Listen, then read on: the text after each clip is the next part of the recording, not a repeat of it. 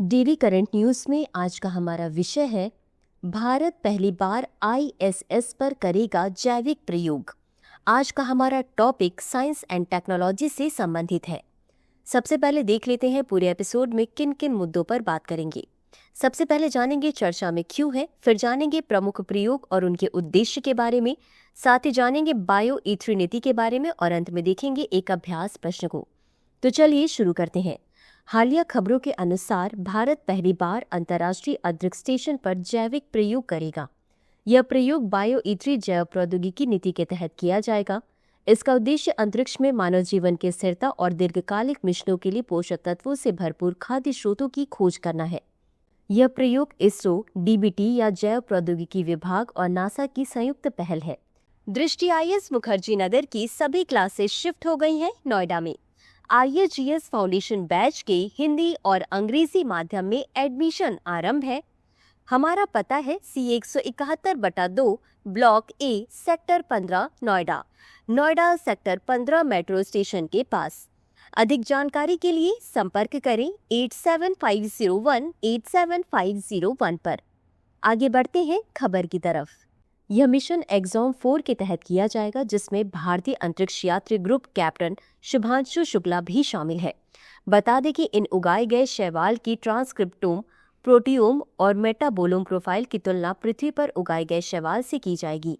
अब जान लेते हैं इसके प्रमुख प्रयोग और इसके उद्देश्य के बारे में। पहला प्रयोग। यह प्रयोग आईएसएस पर सूक्ष्म गुरुत्व और अंतरिक्ष विकिरण के प्रभाव में खाद्य सूक्ष्म शैवाल की वृद्धि, विकास और पोषण मूल्य का अध्ययन करेगा।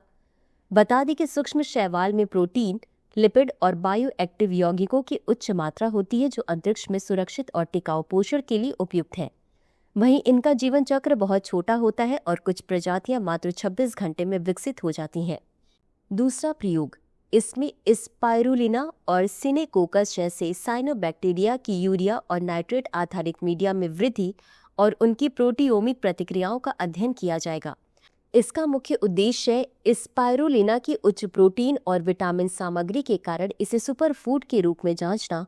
बता दें कि साइनोबैक्टीरिया तेजी से बढ़ते हैं और कुशल प्रकाश संश्लेषण में सक्षम होते हैं, जिससे वे कार्बन नाइट्रोजन पुनर्चक्रण प्रणालियों के लिए उपयुक्त हैं।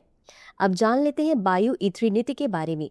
इसका उद्देश्य उच्च प्रदर्शन वाले जैव विनिर्माण को बढ़ावा देना है। यह नीति नेट जीरो कार्बन अर्थव्यवस्था और सतत विकास जैसे राष्ट्रीय लक्ष्यों के अनुरूप है।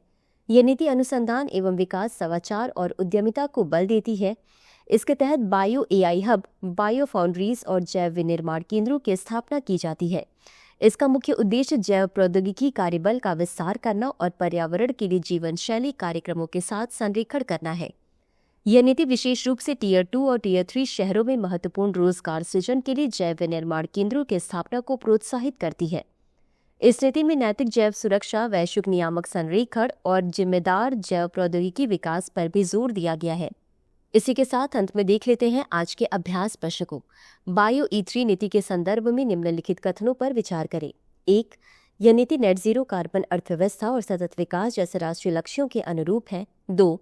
इसके तहत bio AI hub, bio foundries और जैव विनिर्माण केंद्रों की स्थापना की जाती है। उपर्युक्त में से कौन सा या कौन से कथन सही है या सही है? ए केवल 1, बी केवल 2, सी 1 और 2 दोनों, डी न तो 1 और न ही 2।